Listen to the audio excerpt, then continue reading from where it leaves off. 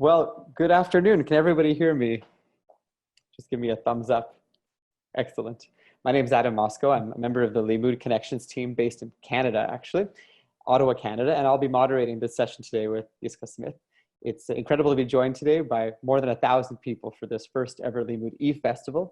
You may have heard in the last session that there will be another eFestival, so please save the date for May 24th. Please remember, if you would like to ask a question, you can write it in the chat in the bottom right corner of the screen, or you can raise your hand, press the raise hand button in your app, and we will call on you if time permitting. The session will end at 1:50. And it's really a pleasure, without further ado, to introduce our speaker. Yiscah is a spiritual activist, a Torah-based educator, mentor, public speaker, and podcaster who addresses the spiritual practice of encountering the divine spark within, the foundation of authentic living. Most recently, she was the subject of a documentary, I Was Not Born a Mistake, produced by Yes Docu Israel. She relies on Jewish spiritual teachings to inform and uplift her students and audiences, acting as a compass, guiding them to their own authentic paths. I won't continue on. I'll leave the rest for our speaker. And without further ado, welcome, Yiscah. Thank you. Thank you very much, Adam. And thank you, everyone, for signing up for this class. I have a lot of experience, thank God. I've been very blessed to be invited to speak at Limmud conferences all over the world.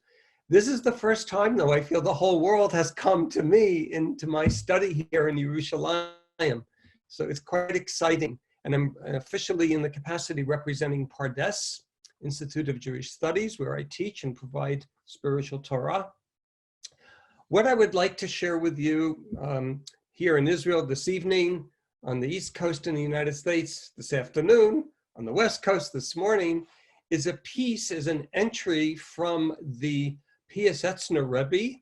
Now, the Piascezner Rebbe's full name is Rabbi Kalonymus Kalman Shapiro, and one of his 7 books that he wrote is called B'nei Machshava Tova, where he discusses how to expand consciousness. So the way we begin to think and begin to feel includes sensing the divine presence in our perspective and in our experience. This is part of a 6-part series that I compiled following an introduction of, it's a 7 podcasts all on my website. So if you want to see the introduction and hear this as well as 5 others, I invite you to check out my website, yiscahsmith.com, where you can see under the podcast tab other practices titled Walking with Your Inner Spirit. Now, I also included the text with my class. I noticed someone in the chat had a question, what about the text? So hopefully you saw the text. It's a PDF attachment. I don't know, let me quickly go back to the email. If you go back to the email, right before it lists all the attendees, right above the link to Zoom, the Zoom link, you'll see the PDF Walking with Your Inner Spirit, episode 1. For those who, for whatever reason, can't seem to find it, you can email me at yiscahs@pardes.org.il. I'll be more than happy to email you the text directly. Okay, so before we begin, within the Mizgeret and the framework of spiritual practice, I'm going to invite everyone to join with me in taking 3 focused, mindful breaths, breathing deeply in, inhalation, and deeply out, exhalation. I invite us all with our first breath to breathe in, slowly and mindfully, the power to release. We're breathing it in, and then we're breathing it out, release. Anything that we're holding on to that may be a distraction. And then our second breath. Our second breath, inhale the koach, the potential to be present. And as we exhale, fully exhale our presence with each other, even in this context, even in this way of being together. And in our third, mindful, deep, focused breath, inhale the koach, the potential of connection, And then exhale a piece of your soul into the universe, into the world, into this Zoom room, where with this beautiful piece of Torah, the cultivation of an understanding heart, we're able to connect to a deeper part of ourselves and to each other. On that note, I will begin with the text. I'll read somewhat slowly because I'm sorry, I'm disappointed that not everyone has the, can I see a show of hands? Do some people have it? So some of you are able to locate it. I don't know what happened. My apologies for those who don't.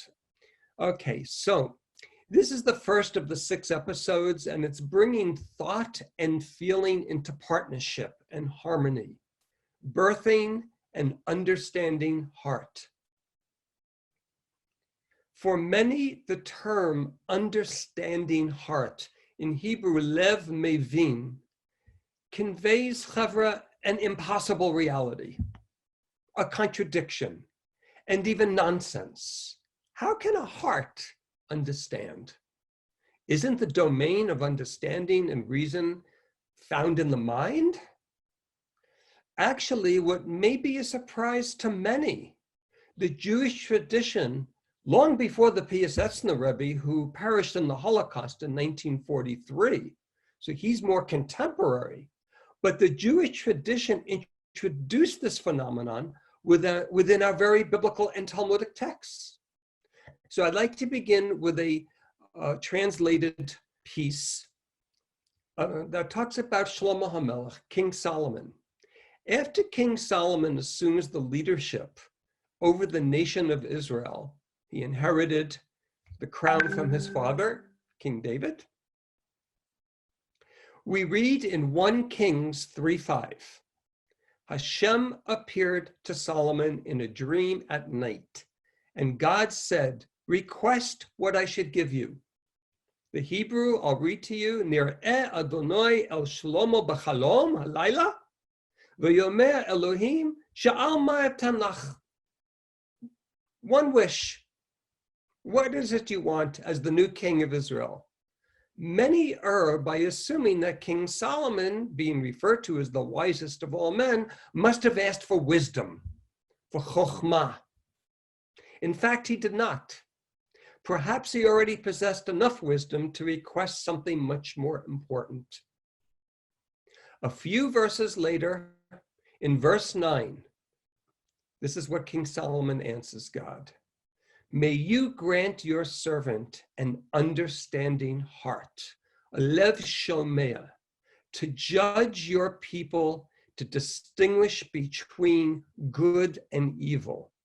In the Hebrew, Menatata la'avdecha lev shomea, a heart that knows how to hear, that knows how to listen, a heart, lishpot et amcha, to judge your people, lahavin, to understand with my heart between good and evil.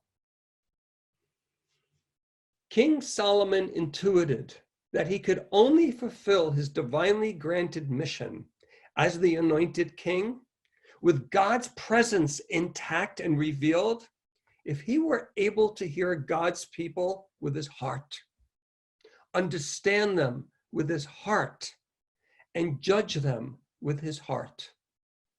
Now this set of verses is dated, it goes back 2,800 years ago. So while the teaching that I'm going to share comes from the Piascezner Rebbe's B'nai Machshava Tova, conscious community, which is written shortly before the Holocaust, he is relying on a tradition going back 2,800 years ago with Shlomo HaMelech, with King Solomon. Now in the Talmud, which that dates back approximately 1,500 years ago, in Masechet Chagiga 3b, Daf Gimel Amud Bet, the rabbis discuss the verse that directly precedes the giving of the Torah at Har Sinai. In Exodus 20, verse 1, right before the 10 Commandments, introducing the Aseret HaDibrot, we read, And God spoke all these words, saying, Vayedaber Elohim et kol hadavarim ha'ela lemor. So the rabbis in Masechet Chagigah were concerned, how are we supposed to hear these words? By what means are we to discern and to discriminate between two opposites as defined by divine law? That which is permitted, that which is prohibited, that which is pure, that which is impure, that which is appropriate, that which is inappropriate. How are we to hear? Their answer is, it's beautiful, it's incredible. Make your ears so they resemble that of a funnel, receiving all the words at once and then slowly allowing them to pass through, and acquire for yourself an understanding heart. I'll read the Hebrew.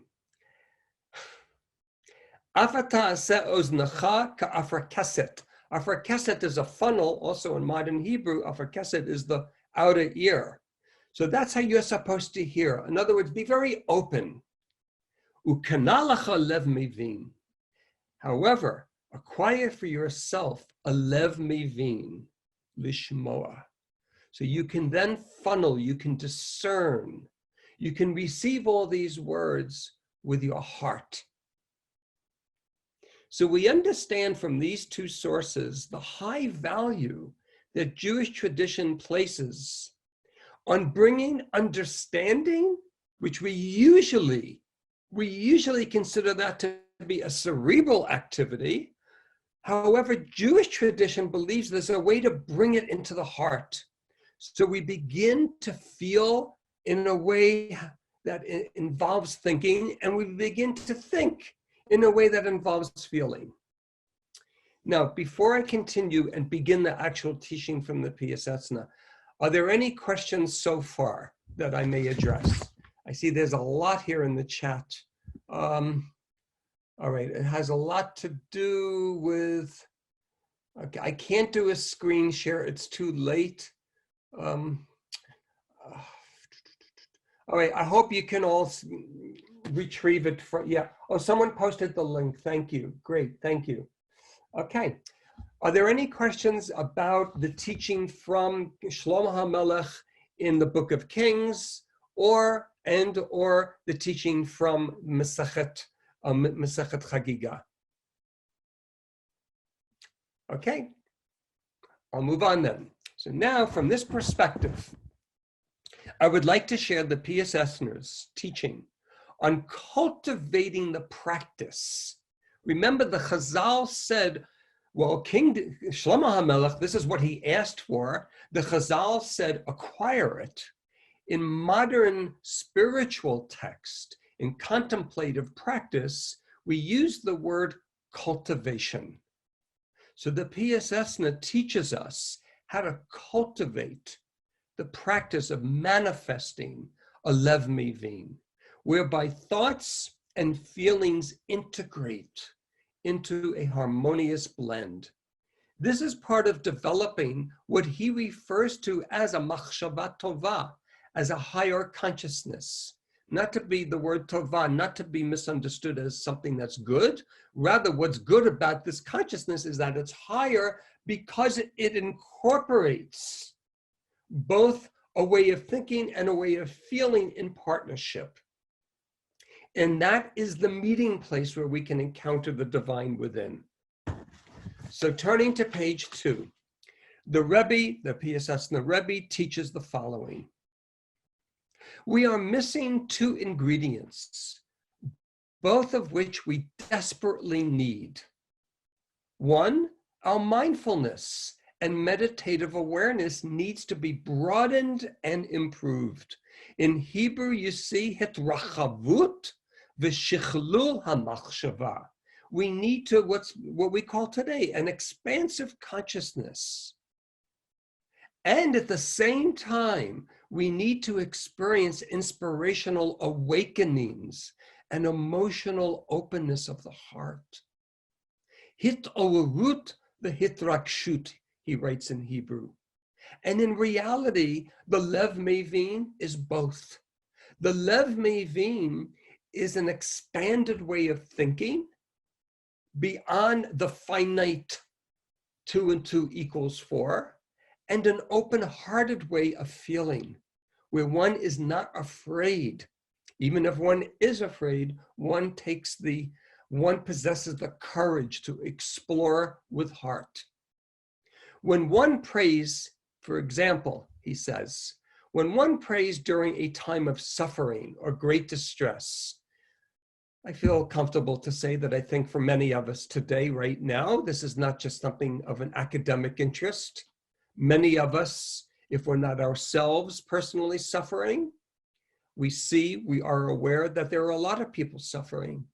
And there's a great distress right now in the entire world. Tzara, tzarut, or in Ashkenaz, tzuras.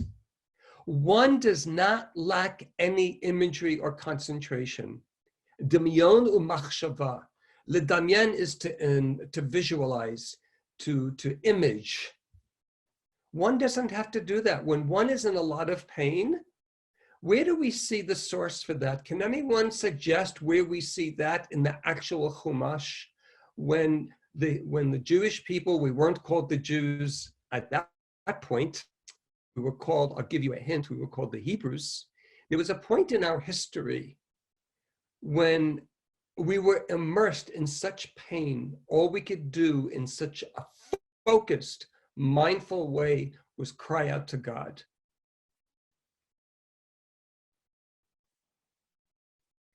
In the very beginning of the book of Exodus, yes, in Egypt, yes, in the beginning of the book of Exodus, we see there that the Jews did not complain to God. The Jews did not talk to God, say, God, we need to have a discussion. This is a very difficult situation. The Chumash uses words like we cried, we moaned, we groaned in agony. Aviva Zarenberg, one of my teachers and friends, suggests that it's like when an animal, it's that primal sound of like if an animal is hurt and they're squealing with pain. At that point, there were no distractions. We were totally focused, both in mind and in heart. So going back to the text, likewise, when one prays passionately, mitlahev, for example, on the Yomim Hanoraim, on the high holidays, on Rosh Hashanah and Yom Kippur, does the person lack then focused concentration? Machshava chasralo? He believes, of course not. So there are times in our lives, there are times in the Jewish calendar that are more, it's called Eit Ratzon. It's an opportune time where we're less distracted and we can really expand consciousness and really feel and really be focused. But these are extremes. I mean, Rosh Hashanah and Yom Kippur are 3 days out of a whole year. And God forbid, is he suggesting that we should always be suffering so we can have a focused, mindful prayer? He believes, and he continues, when we, and some of the responses are right on, really beautiful, thank you, yes, yes, yes. Oh, okay, so someone just asked, but imagery during Surah? No, imagery is not necessary, that's the point. Imagery, when one is immersed in pain, imagery is not. One's not lacking because one's own experience is the image. You see? There is a whole, it's a separate entry in B'nai Machshava Tova where he talks about imagery. But when one is immersed in one's own pain, there is no need to imagine anything. But we'll see, he touches on it in a few paragraphs. I'd like to just move on. When we are truly moved, mitlahev, and we are inspired, mitorer, we experience without any conscious effort that God's presence, the presence of the Shekhinah, extends from the unreachable heights right down to us. This is very metaphoric because there is no physical, he's not really referring to like up there and down here. It means expanded and contracted.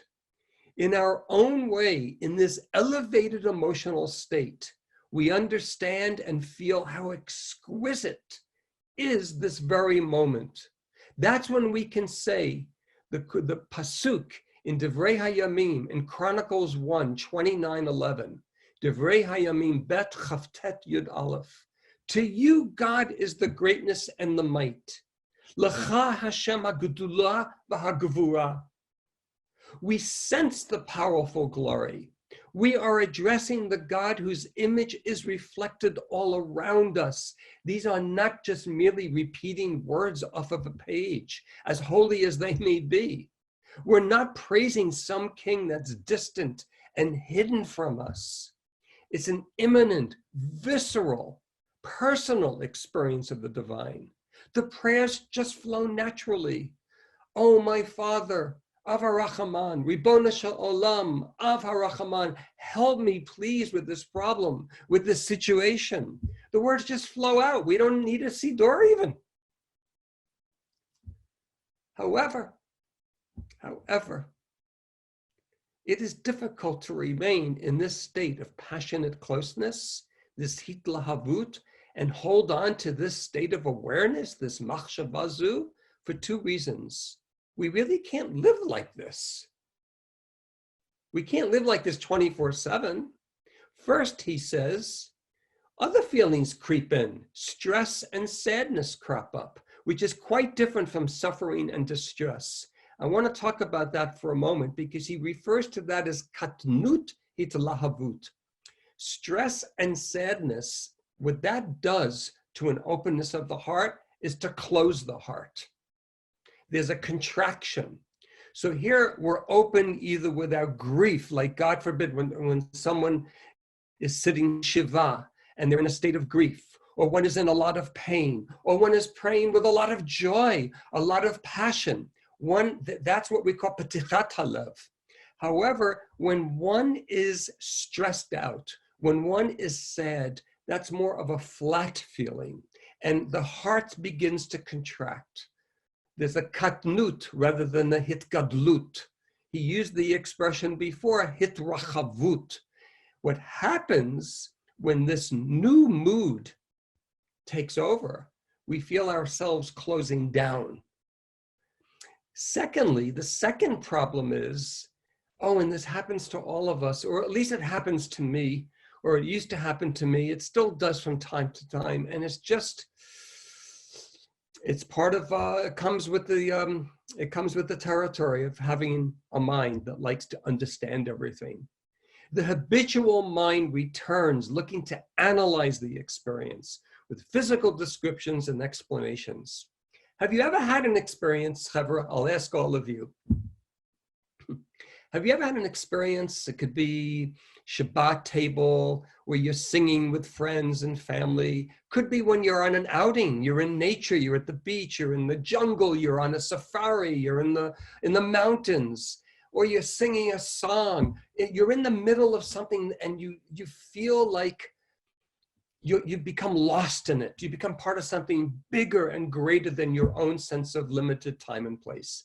Has that ever happened to you? It usually happens to most people sometimes. And then what do we do? What's our tendency as soon as the experience is over?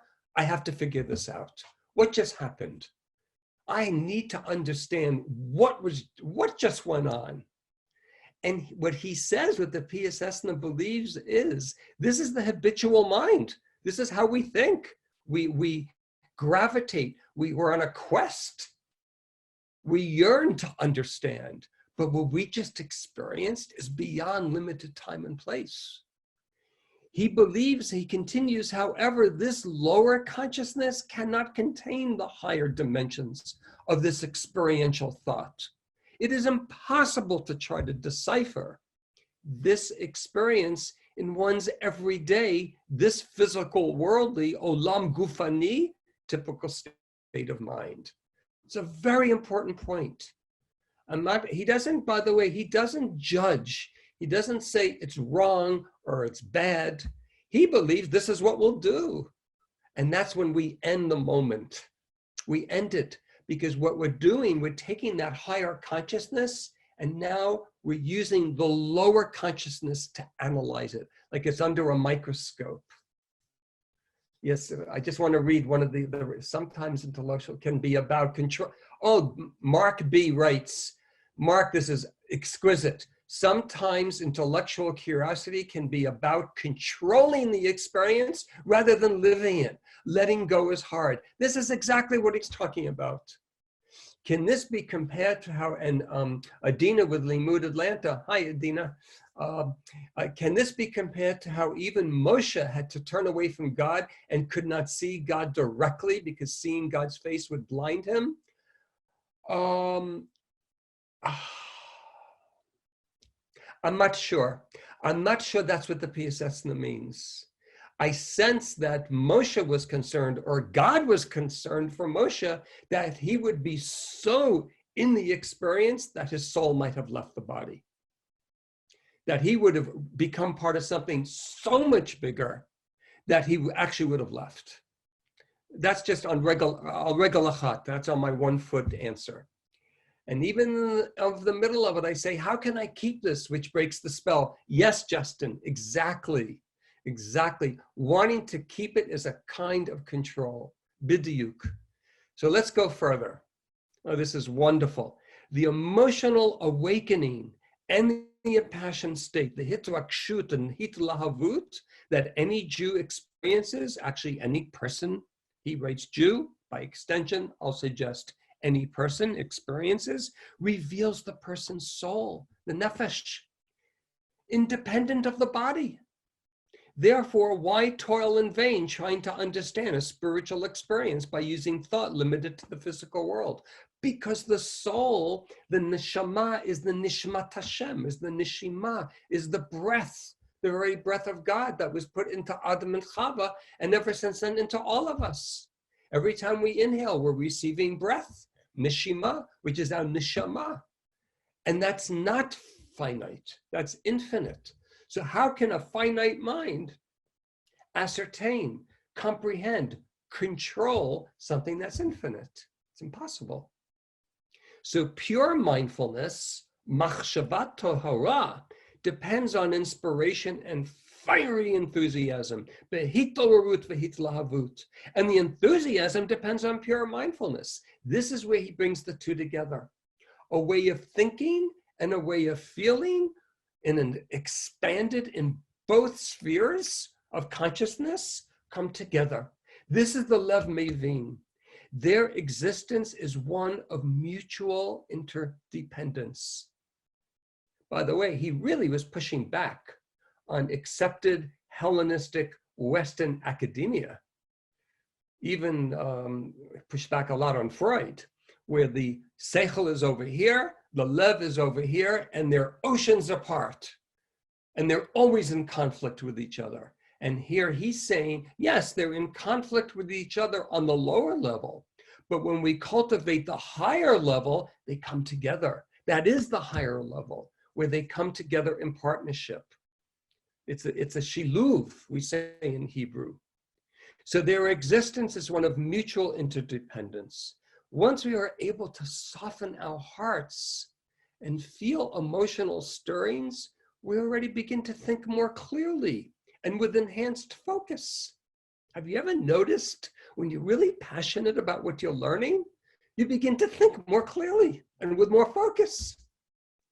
And when our minds are relaxed and alert, it is easier to feel deeply and profoundly moved. So, moving on to page 3. In order to nurture our connection with the divine, we need to cultivate both of these. Expansive mindfulness, hitrachavut hamachshava, and emotional awakenings. Hitorurut v'hitrakshut. Yes, Tali Ann, a place of Tiferet. With this in mind, we cannot speak exclusively of working on expanding mindfulness. Hitrachavuta machshava. We also need to find ways to awaken the flame in our hearts. Lo'oreh et hitlahavuta lev. Let us speak out ideas and strategies. He's talking to his students. Let us work together. May God enlighten our eyes and help us so finally we may raise ourselves up and beyond the lower level consciousness where we presently feel stuck. By the way, he doesn't say it here. He refers to it elsewhere. The lower level consciousness is not forbidden. It's not bad. It's not immoral.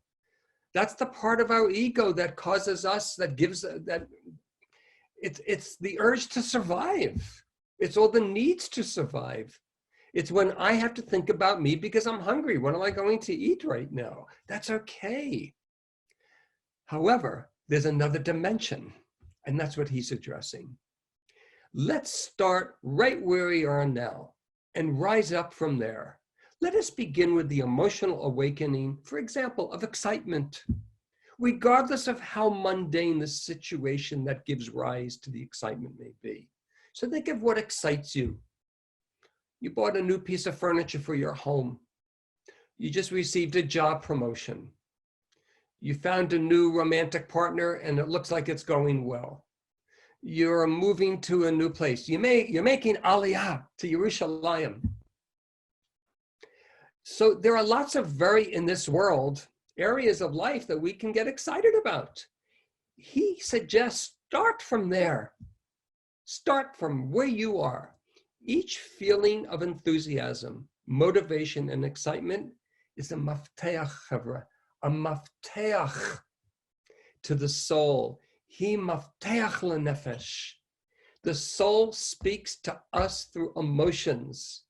And yes, Sharon, emotional intelligence, we thought it was a modern idea. Every feeling that is connected to something of this world opens a spark in nitzotz of our soul. And our soul becomes revealed a little bit. Let us consciously draw her out even more. You can endear yourself to your soul by greeting her with words of love, awe, and pure God-directed mindfulness. Even though the original stimulus was a simple daily event, we now have in our hands an access point. Kinisa, a peticha to the soul. Employ whatever sensation you are feeling. With this feeling visualized, here's now a visualization, ledamyen, knocking at the door of your heart. Close your eyes and imagine you're knocking on the doors of your heart and summon your soul from behind the iron gates where she is imprisoned. In the words from Shir HaShirim, from Shlomo HaMelech, open for me, my beloved, my friend, pitchili achoti ra'ayati. This is how the Piascezner understands this verse. It's the outer part of me, or the lower consciousness part of me, talking to the higher consciousness part of me. My soul, my beloved, open up. Come, let us feel deeply, but tahara and purity, with the divine, with faith, with love, with awe. Gives another example.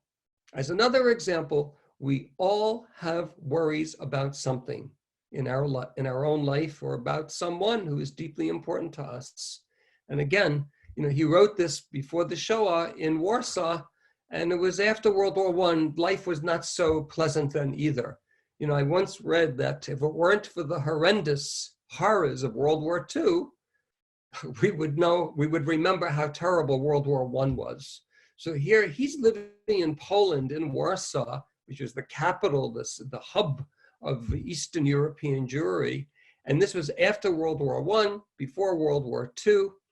And he's talking about, we all have worries, we all have concerns. When we bring these troubles to mind and imagine them vividly, b'dimyon chazak, don't push them away. He believes, he's inviting us, he teaches us. Hold them, honor them, it's a part of you. Also, these feelings can be used as a mafteach, as a key to the soul.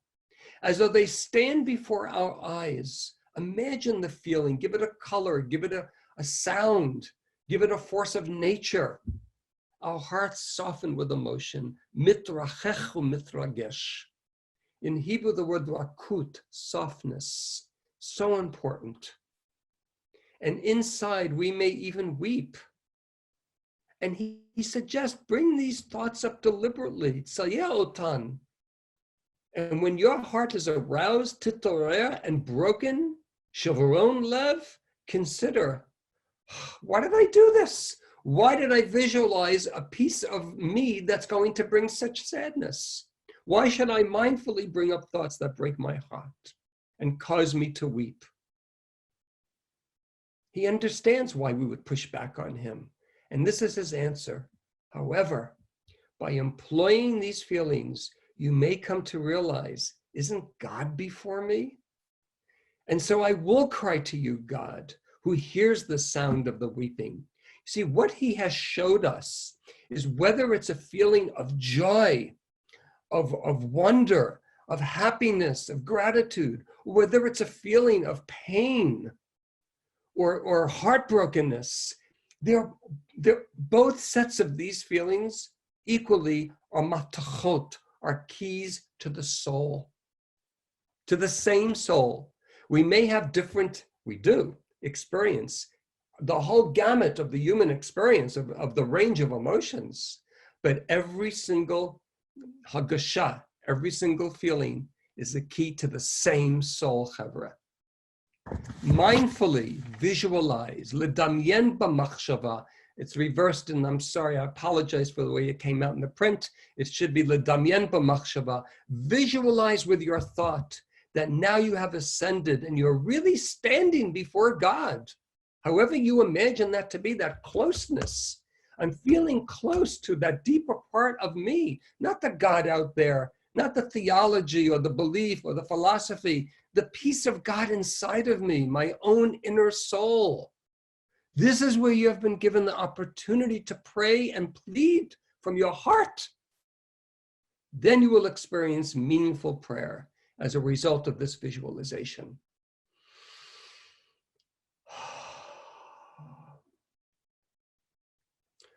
Mark B. writes, this thinker is brave indeed. Yes, he is open to the feminine within, open to his feelings, pulling for experience and letting go into his depths.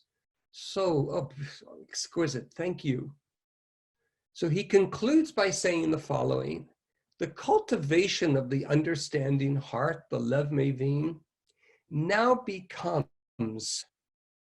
the bridge. The bridge, it's a gesher from the lower consciousness to the higher consciousness. In summary, he writes that the lower consciousness is where one may be subject to the physical demands in the world, within the limitations of the five senses, leaving very little chance to sense the presence of the divine. The higher consciousness occurs when one's mind does not become closed and one's heart does not become blocked. The space where, instead of being subject to the natural forces in the physical world, one actually senses the divine presence in them. It's touching the infinite inside of us and in each other. By realizing that this is not only when we pray and practice mitzvot, not only in the Beit HaKnesset or the Beit Midrash, we can actually become aware of the presence of God at all times, in all places. This is not limited to the high holidays or the Pesach Seder that, well, for sure this year is going to be different for most of us. And it's not limited to formal study of Talmud Torah. This is this is unlimited. This is developing a mindset and a heart set of how we walk in life. Now, before I conclude, I'm going to suggest some actual practices. I want to address what someone wrote here. Mark B. continues. I cannot imagine that he was not critiqued for this approach. Too scary for many. So actually, I have in my notes that, yes, it's too scary. I don't have those exact words, but why would someone not want to cultivate this? And the reason is because it could be scary for some. And I believe I'd like to share with you in a minute or two, and if anyone would like to share back, please feel free. I would like to suggest, I'd like to offer the following 2 reasons why I believe many people are afraid of this work, when really it's just so, it's so warm and connecting. First of all, we don't have control over our feelings. We don't control our feelings. We control what we decide to think about. The realm of shlita, of control, is in the seichel. However, with the heart, as Tali Ann writes, yes, there's a space of vulnerability. We stand before ourselves naked and raw. And for many, because we cannot control our feelings, we can decide and control how we respond to our feelings. But the feeling itself is not good or bad. It is. And because of that, we cannot control it, because it is a key to the soul. So that's one reason it's frightening, especially for the modern Western mind, where we've been, in a false way, we've been led to believe that we have much more control than we actually really do. And the area that we do have control over, we're not encouraged or taught how to cultivate that, which is our own behavior, and not as a victim, but as someone who's proactive. That's where we do have control. That's over our behavior, not over our feelings. The second, this is what I believe also to be the second reason, and I'm not limiting it to just 2, it's the 2 that I've come up with that I'd like to suggest, is we make a very serious mistake by believing that any one particular feeling defines us. And that is poison. Because even if a person performs deeds of kindness, to say, oh, this person is kind, well, what happens when they're not expressing deeds of kindness, when they're not manifesting or embodying deeds of kindness? They're having a bad day. They want to be left alone. So all of a sudden, they're not a kind person? Well, really, according to the Piascezner, no one's ever really kind. You can be kind, but that doesn't define who you are.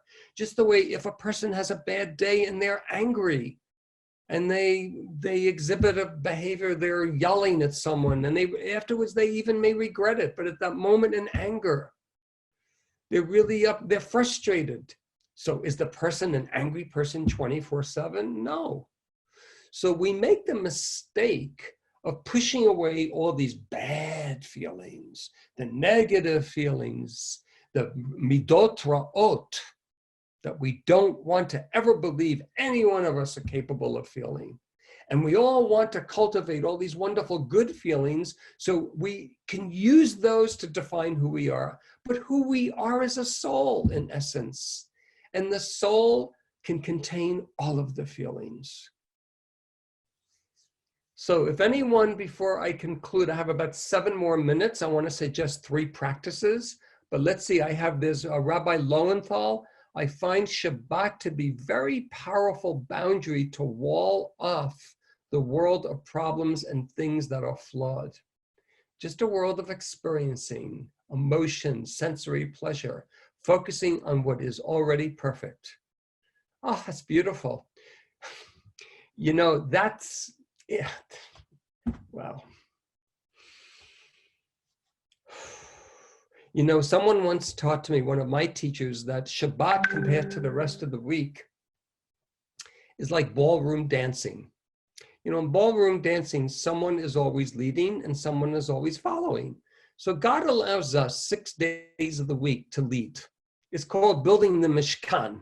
We build, even today, in the year 2020, we can be busy building and building and building our lives. So each one of us becomes a sanctuary. Each one of us becomes a mikdash ma'at, a tabernacle to house the presence of God.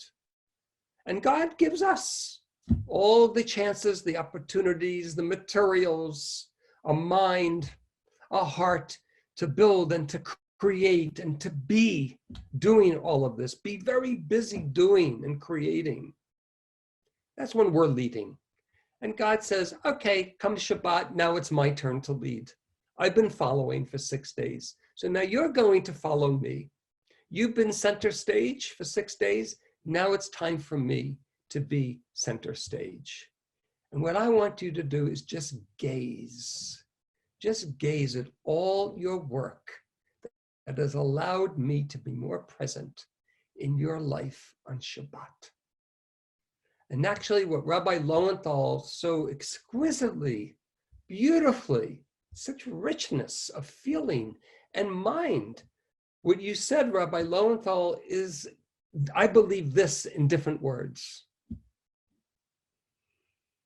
Jamie Drucker writes, how can we be sure that what we hear in these moments of emotion are actually God? Oh, beautiful, beautiful. I'm so glad someone asked that question. So the Reb Simcha Bunim, who preceded the Piascezner by many years, he passed away in Poland in about 1820, 1824, I believe. He was the teacher of the Yiscah Rebbe. Maybe some of you heard of the Yiscah Rebbe, the Ishbitzer Rebbe. He wrote that, I'm paraphrasing in English, that the litmus test is if whatever it is you believe is the divine presence that you're experiencing, if it's truly the divine presence, you will then be able to see the divine presence in other people. However, if what you believe you're feeling is the divine presence disallows you, if it limits when you go out into the world and you don't see God's presence in a greater way, rather in a less of a way, than what you experienced was an ego-based feeling. You can even use that, though, to expand. However, that really was the litmus test for Reb Simcha Bunim. Yes.